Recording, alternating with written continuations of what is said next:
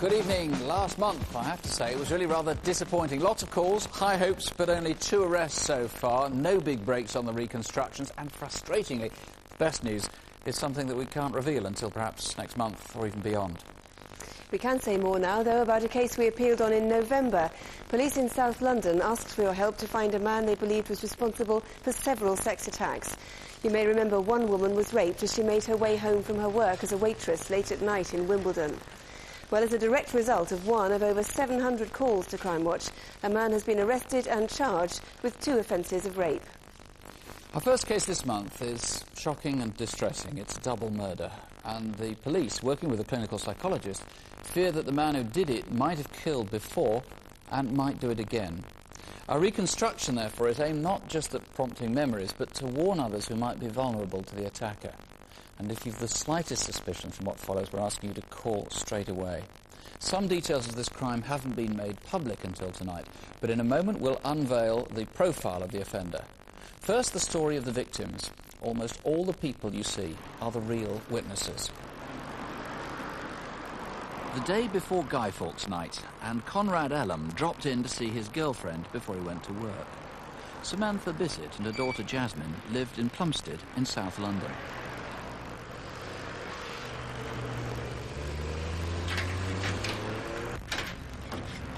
Sam? I saw the stain on the carpet, and when I looked in the kitchen, everything was messy, and I found this confusing. At first, I thought there was something had been spilled. Then I thought maybe there'd been a burglar in the house. And then when I went into the next room and saw Sam, I realised what had happened.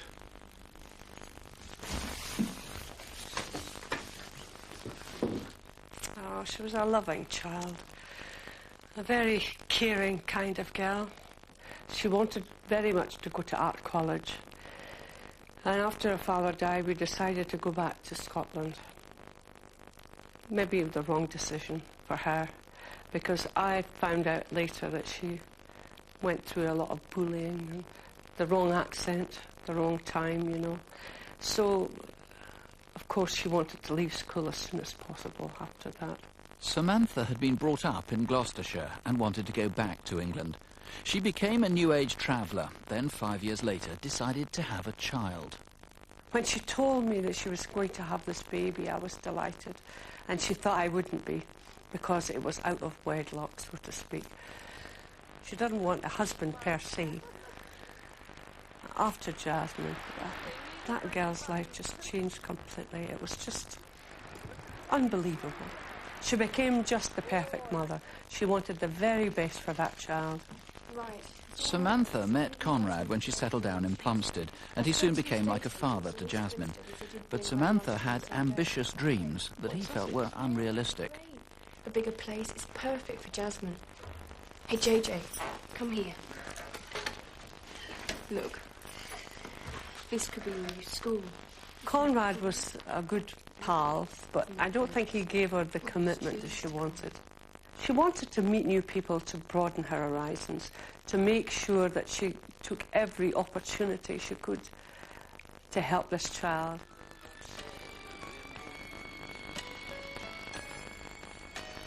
What's wrong, sweetheart? I can't sleep. I'll come in a minute. Just let me finish this first.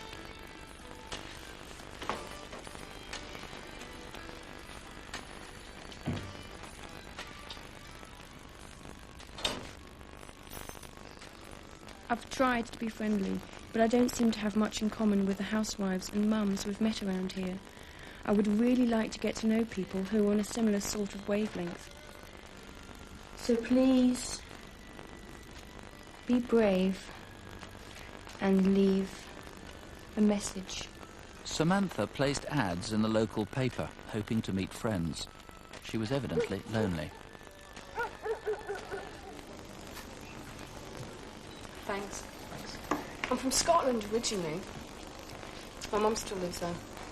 I'm a single mother. JJ's father lives on the south coast. Did I mention I was a vegetarian? Yeah, you mentioned it in the ads.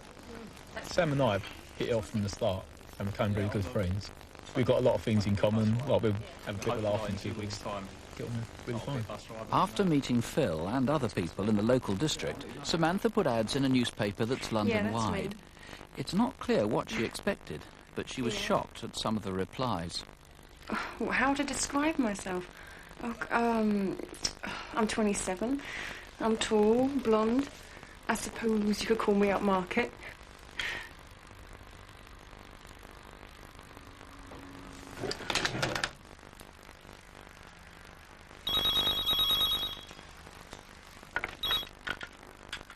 Hello? Mum, no, yeah, it's all right. I just had a funny call. Sometimes she was feeling great. Everything was going really well. But most times she was a bit down. And I used to think, well, she's putting every effort into this child.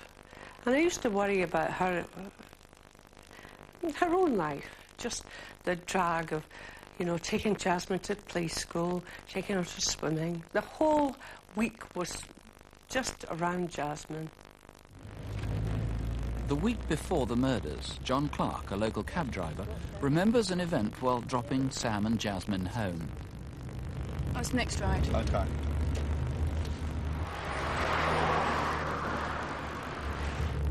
Oh, God. What's the matter? It's that van. I just hope it's not who I think it is. She seemed genuinely alarmed at this van, but I had a look around and there didn't seem to be anyone there. So I made sure she was OK and off she went. Throughout that week, neighbours saw the yellow van in Heathfield Terrace. If it was yours, please call. And who were the two men with it? I always walk past Sam's to take my dog out. I see these two guys there with a little dog a couple of times. I think they're living there. I just assumed they were friends of Sam's.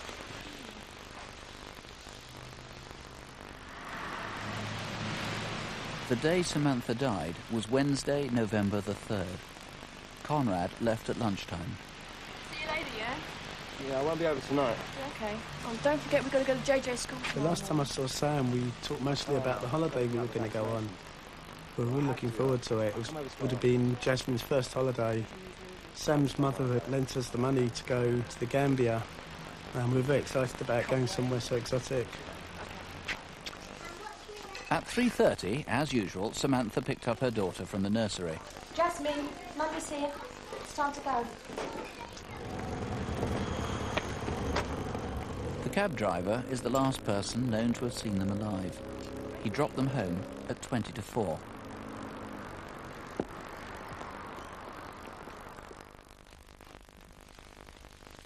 We don't know what they did that evening, but Jasmine was clearly put to bed as usual.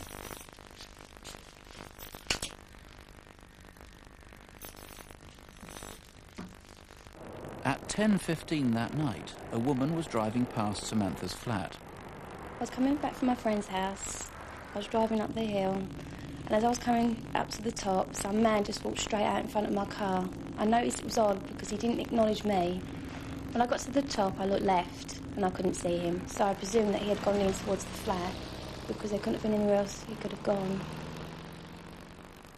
15 minutes later, a neighbour was out walking his dog.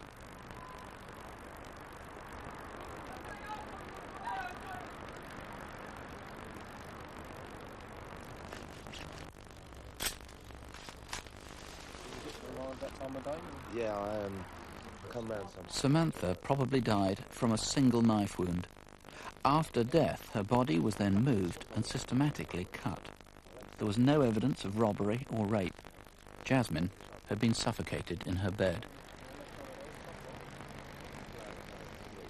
Terribly sad case, and in a way even more tragic, because Mike Banks' Jasmine, who was 4.5, was sexually abused. Now, that's not been made public until tonight.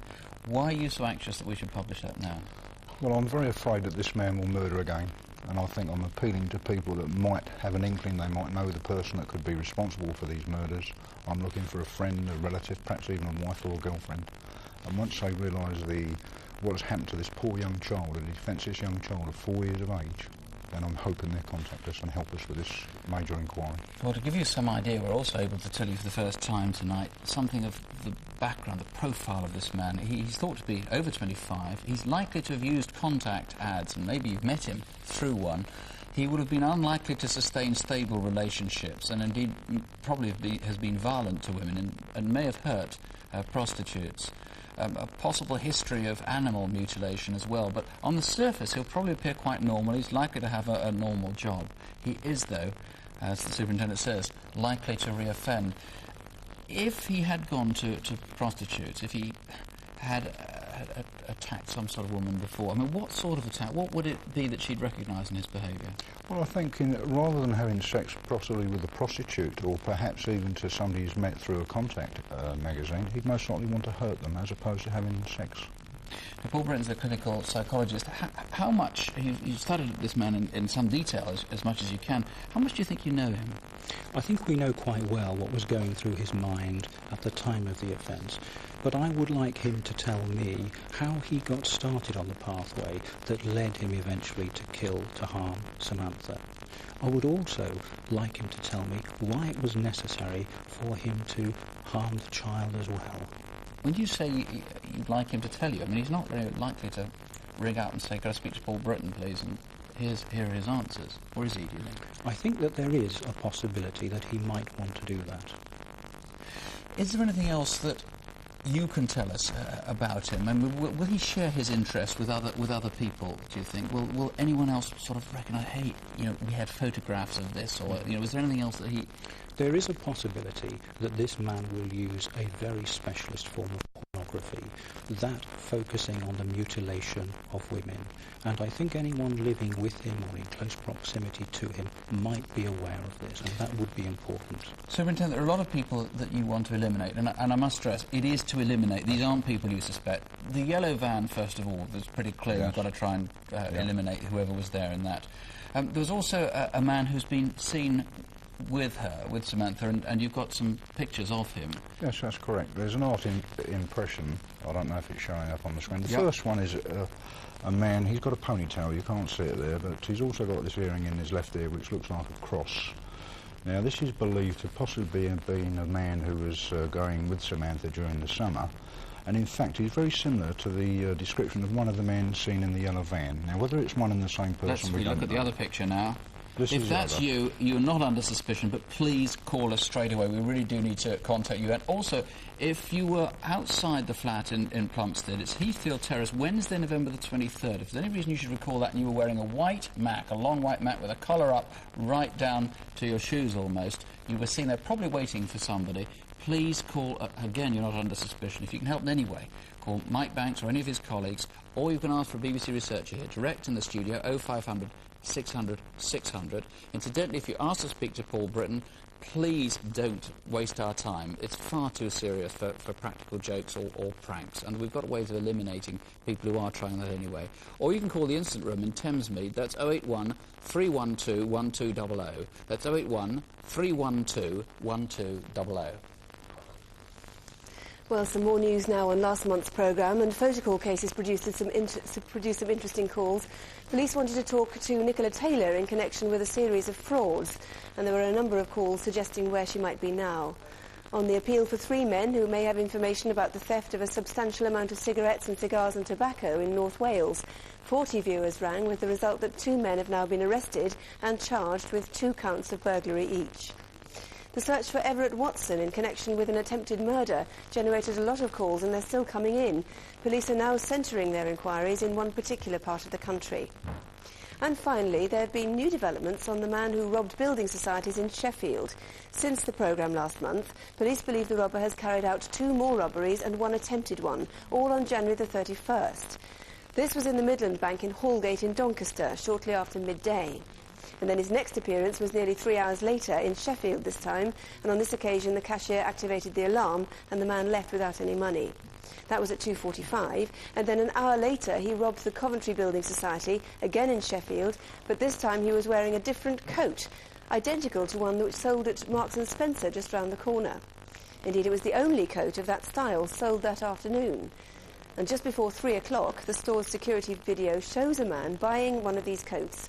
Could it be the same person? If that was you, or if you recognise the man, please do get in touch with us.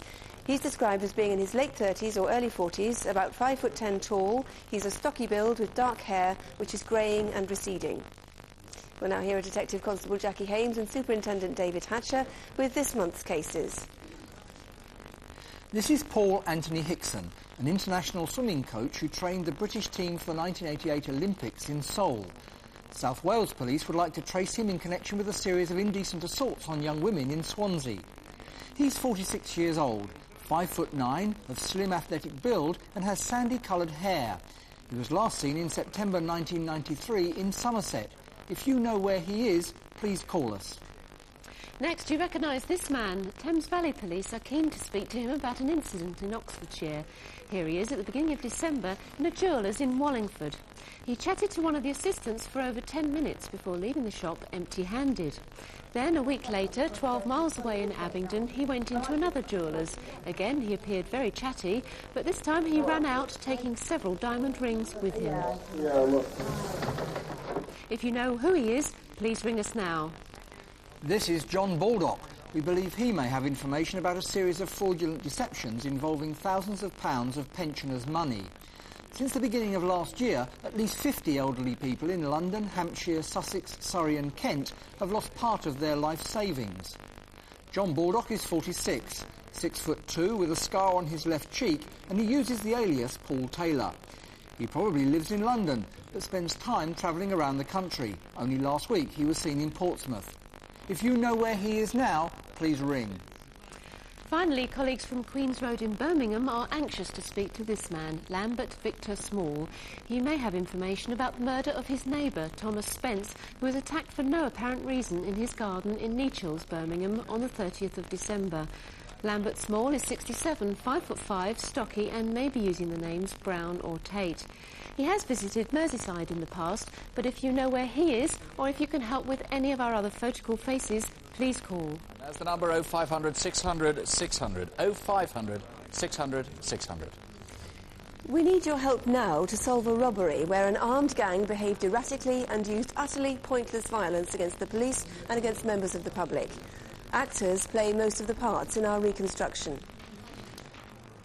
This is Burnley in Lancashire. It's the morning of Tuesday the 30th of November, and shortly after 8:30, police constables Mark Driver and Paul Ogden were a couple of hours into their day shift. The pair of them often worked together and had become good friends. I reckon the Thursday before is better, because that's the last night before Christmas that we're all on days. Is it still going to be at the Oaks? No, everyone said to go somewhere different this year. Who's organising it? Panda 1. Can you attend 123 Lower Manor Lane? Reported overnight shed break on the estate. Yeah, will do. Meanwhile, just a mile away, Stonyholme Post Office was expecting a delivery.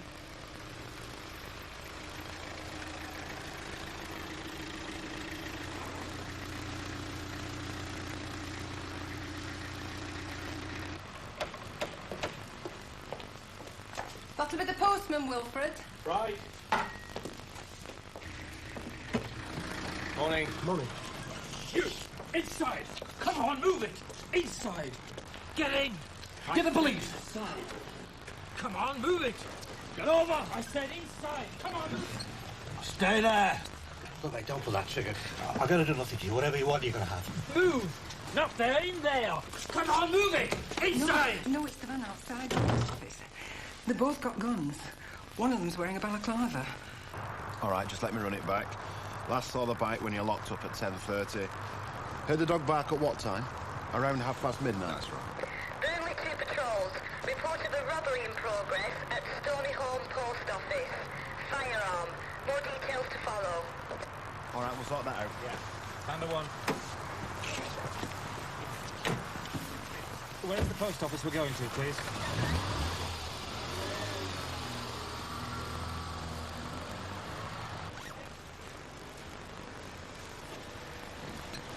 Now, don't move!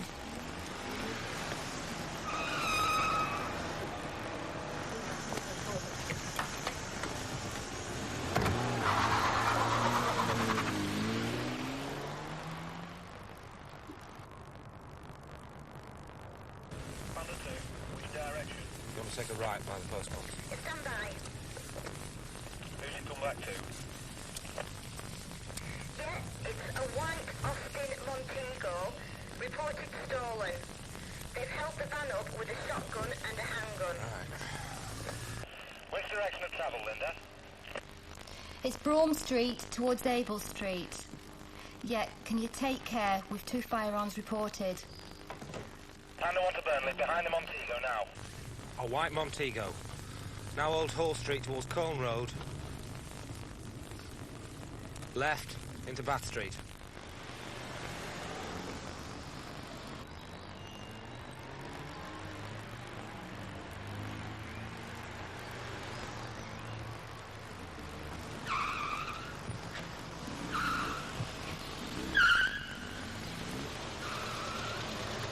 Your thoughts are going very thick and fast. What is it a gun that you think it is, and is he going to use it? Very, very quickly. He stopped in front of our car, raised it up to his shoulder. He was shot once at the front of our car.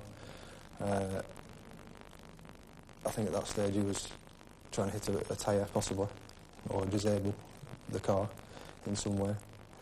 And then, as soon as he'd done that, I thought, well, he means business. But surely that's the end of it now, he'll go. I was looking at the shotgun the whole time. Couldn't take my eyes off it. Get out! Get on the floor! I was very stunned on the second shot. I need an ambulance, Robinson Street, now. Mark Driver's been shot.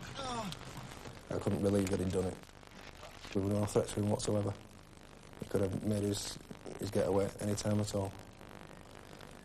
You know, he would have backed off if he'd have said, thrown the keys away or whatever. But he didn't give us any chance to do that. It's all right. Come on, lie down. Come on, it's all right. There's an ambulance on its way.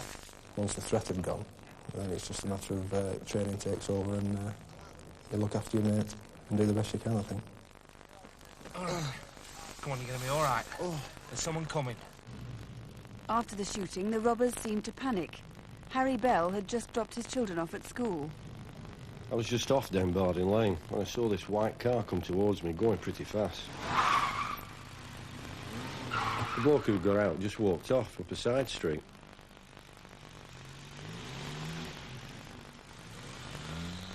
The other 2 robbers drove on to the end of Newman Street.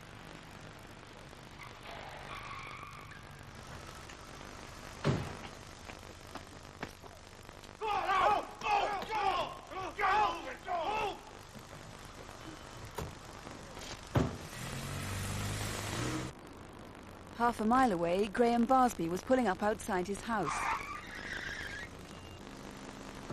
My first thought was maybe I'd cut him up back on the road. And then I thought, well, what have I done?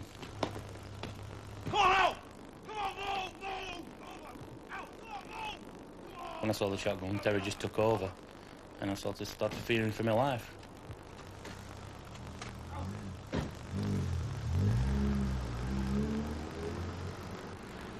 As the car came towards me, I seen this man taking off his balaclava.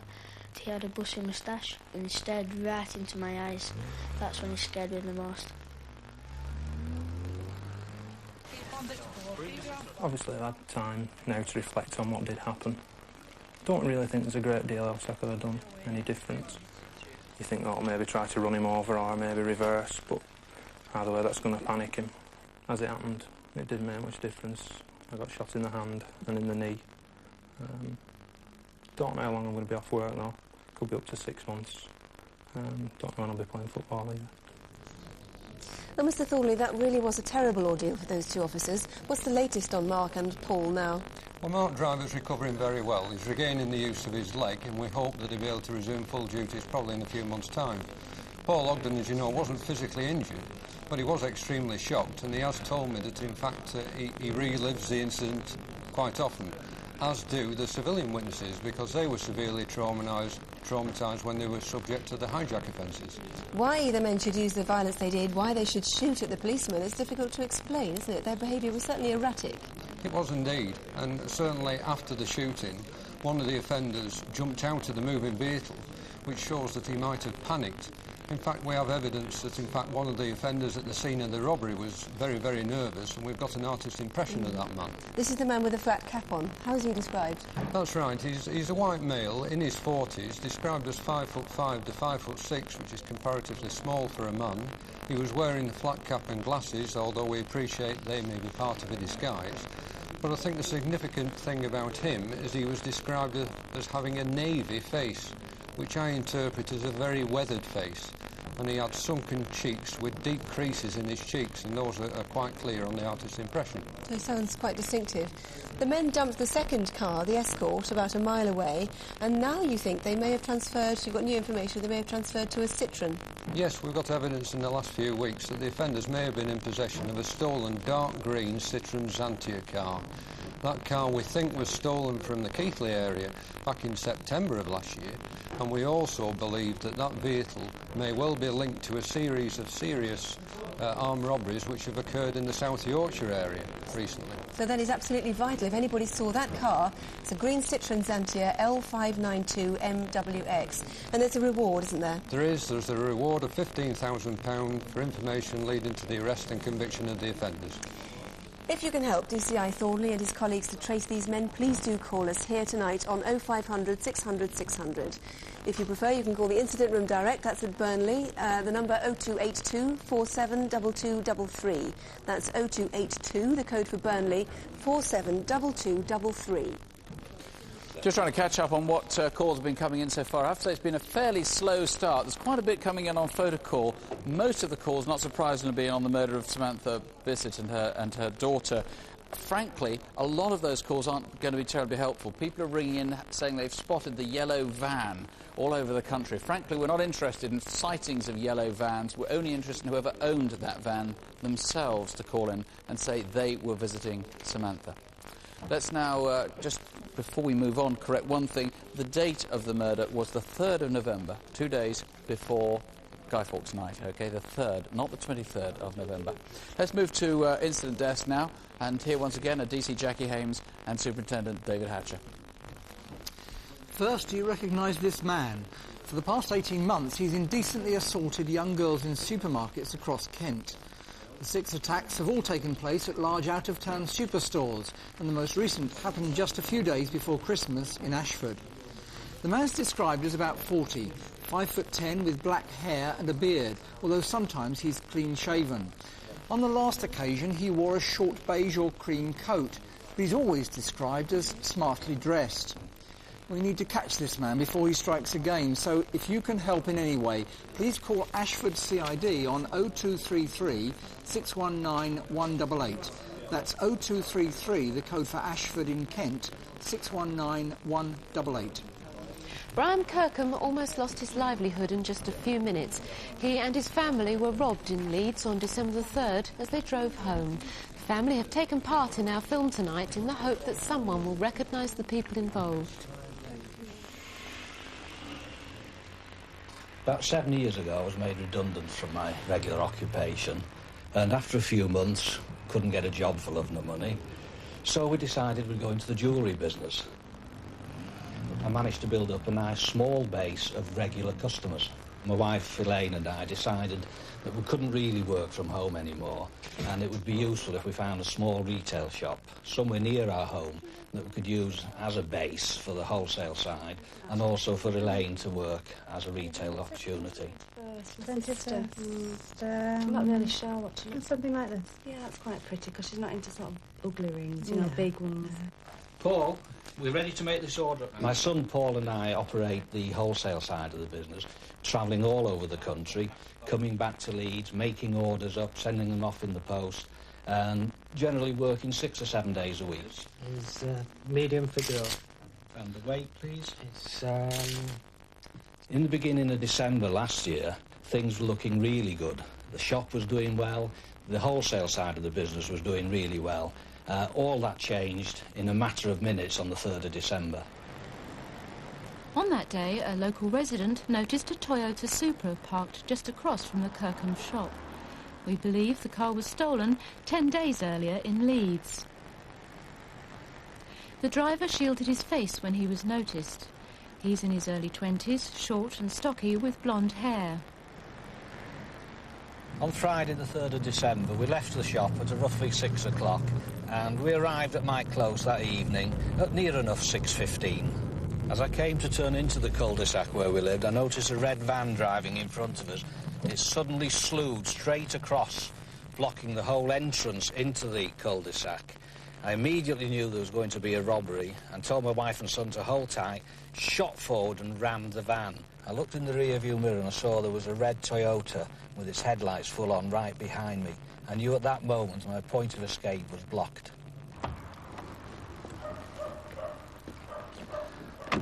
At this point, everything went mad.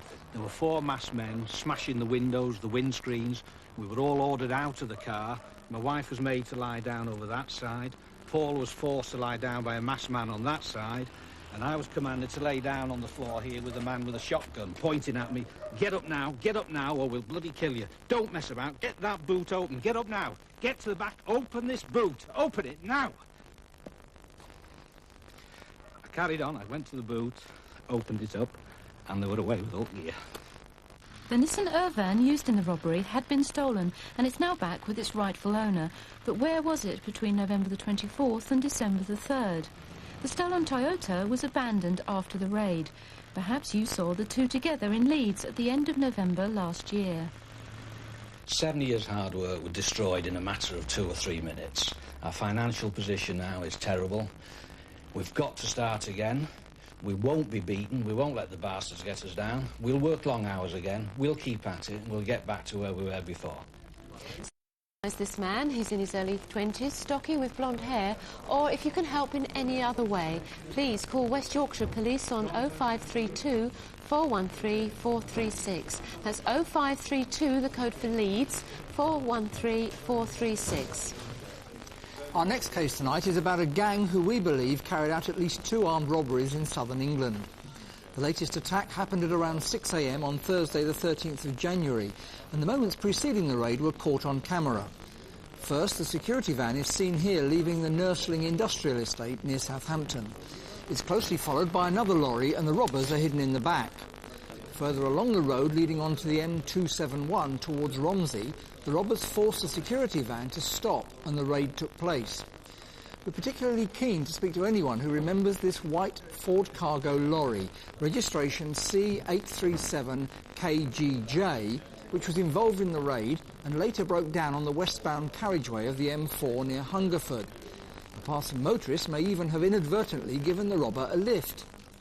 4 vehicles were involved in the robbery, 3 are still missing. They're a dark blue Volvo F6 lorry, a gold Ford Cargo and a white Ford Sierra.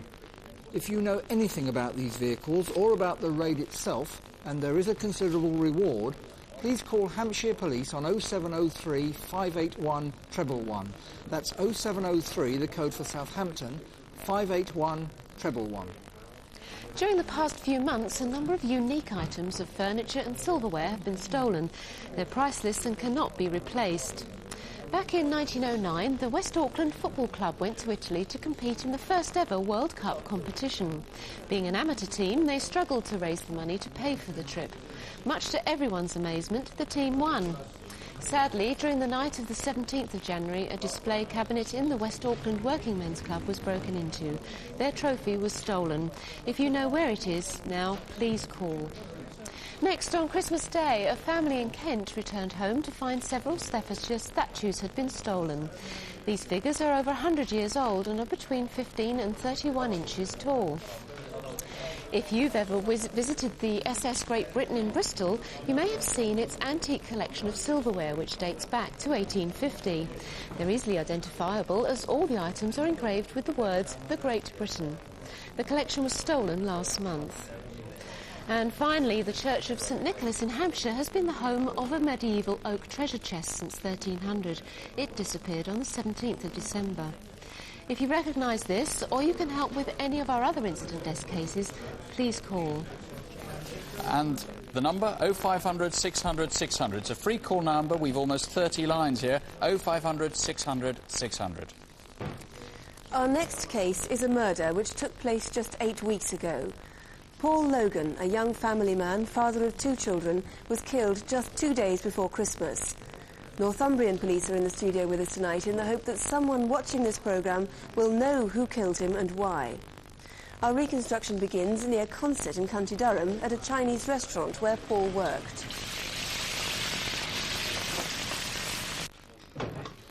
For the past 2 years, Paul Logan had worked most evenings as a delivery driver for the Golden Flower Chinese takeaway.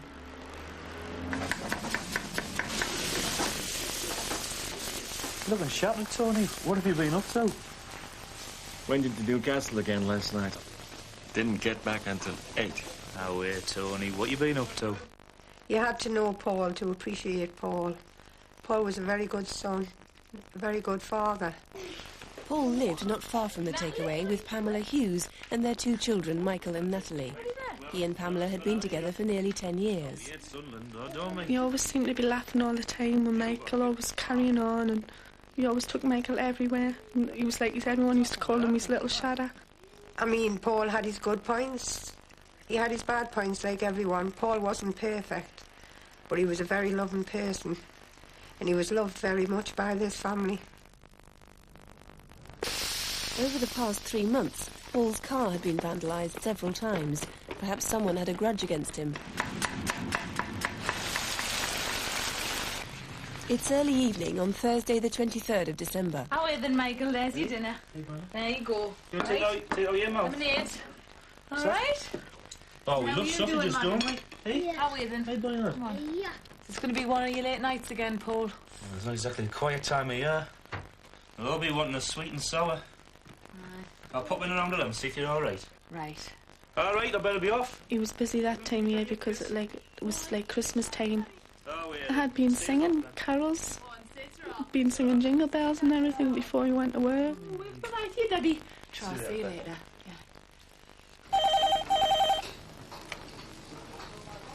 Hello, Golden Flower.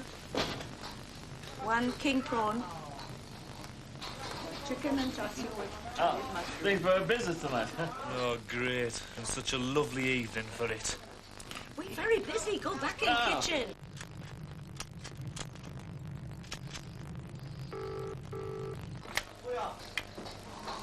Hello, Golden Flower.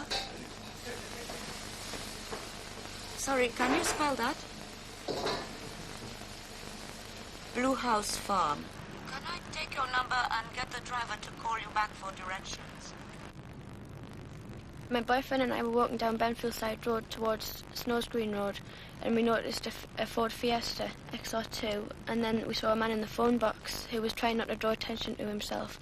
I noticed him because he was not on the phone as we walked past. Paul, can you check address? Blue House Farm. That rings a bell. That's off Newlands. Someone... I said you phoned them.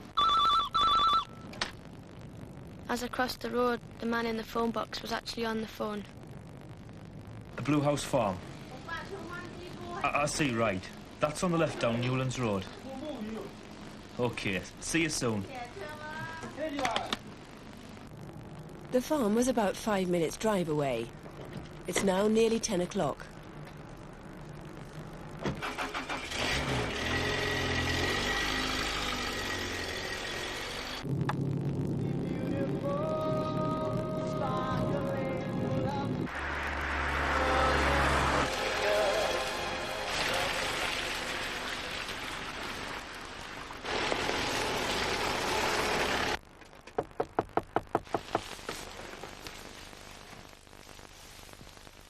Who's that?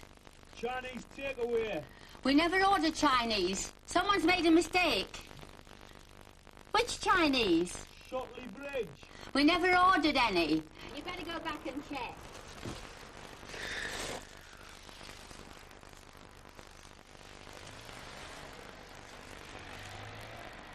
The owners of Blue House Farm had left their gate open that night. But when Paul drove back down the track, someone had shut it.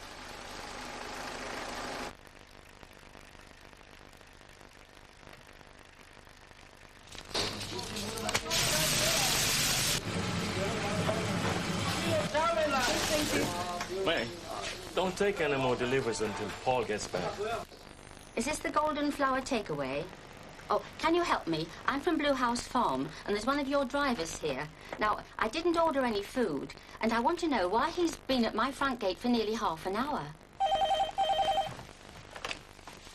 Hello? It's Tony. Has Paul been around? No, why? He's been on a delivery just before 10 o'clock and he hasn't come back. He used to toot the horn as he passed the house to let us know he was finished and he was going home. He done that every night. His dad said, he hasn't tooted tonight. And it was a terrible night, and my husband went to the gate. Hello? Elsie, I'm really worried. Paul's not come home and Tony's phoned to say he's not back from a delivery. He's been gone for nearly an hour and a half. But it was when I got the phone call from Pamela that Paul hadn't returned. I was very concerned because I knew it wasn't Paul not to return from a delivery. My husband and David went to Chinese to talk to Tony. They asked him to take them straight to where the car was.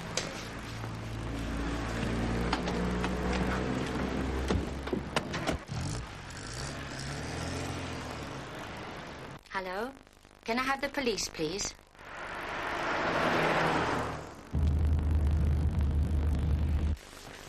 I really thought they'd find Paul and bring Paul back. Or Paul had maybe crashed in the car or something. I prayed to God so much Paul would come back.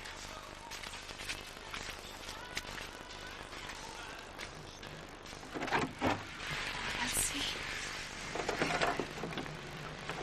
Tango 123, are you in location on the Shotley Bridge, Newlands Road, where that major search Paul! Paul had been killed by a heavy blow to the head. Whatever they've done to Paul, they've done to the whole family. I can't describe to anybody how I feel. It has just ripped my family into pieces. You see people, but what's inside, you can't describe. I've known sorrow, I've known pain, but this is worse. It's a lot worse. You can't describe what goes in your head. There's times you think you're going mad. Things that go in your head because you need to know why such a thing has happened. Well, Mr. Wilson, there's no doubt really that Paul was deliberately targeted. The question is why? We haven't established a motive yet, but we have found that there are a lot of people who hold a grudge against Paul Logan. A lot of people saw the man in the phone box that night. What did he look like? He's white, about 6 foot tall, 30 years of age, muscular build, wearing a black leather jacket, scruffy appearance, collar-length dark hair receding at the front, and the driver of the Fiesta vehicle was a similar build, again wearing a black leather jacket and a scruffy appearance. So did anyone see the red Fiesta that night? Any other witnesses? There's another vehicle seen near Blue House Farm. Now this is very significant. Yes, at the time of the murder, witnesses saw the victim's car, and just prior to that, they saw a red or orange-coloured Astra motor vehicle in a track about 150 yards away. We would ask the people in that vehicle to come forward to the police, and there are reasons why they may not wish to do so, but I can tell them that we will treat their contact with us in strictest confidence. Right. There is a reward. The family's got a reward together in this case. Yes, the family of the victim will offer £10,000 for information leading to the arrest and conviction of the persons responsible. Mr. Wilson, thank you. There does seem little doubt that somebody knows who committed this murder. Please do ring us if you can help at all. We're on 0500 600 600 here in the studio. The number for the incident room at Wickham Police Station in Northumbria is 091 221 9319. That's 091, the code for Tyneside, 221 9319. I said earlier on it had been a rather slow start of the programme, but by heaven, the phone calls have really been coming in very, very fast now. On Samantha Bissett and her daughter Jasmine, the tragic murder there, we've got an enormous number of calls. We've got an enormous number of names, and on one of them on the Burnley armed robbery incident, the police are now following up a lead as I speak. Do pick up the phone and call if you think you can help. Even a minor detail could be very important and more important than you think. We'll be back with Crimewatch Update at 11:15 after question time. Meanwhile, of course, don't have nightmares. Do sleep well. Good night. Good night.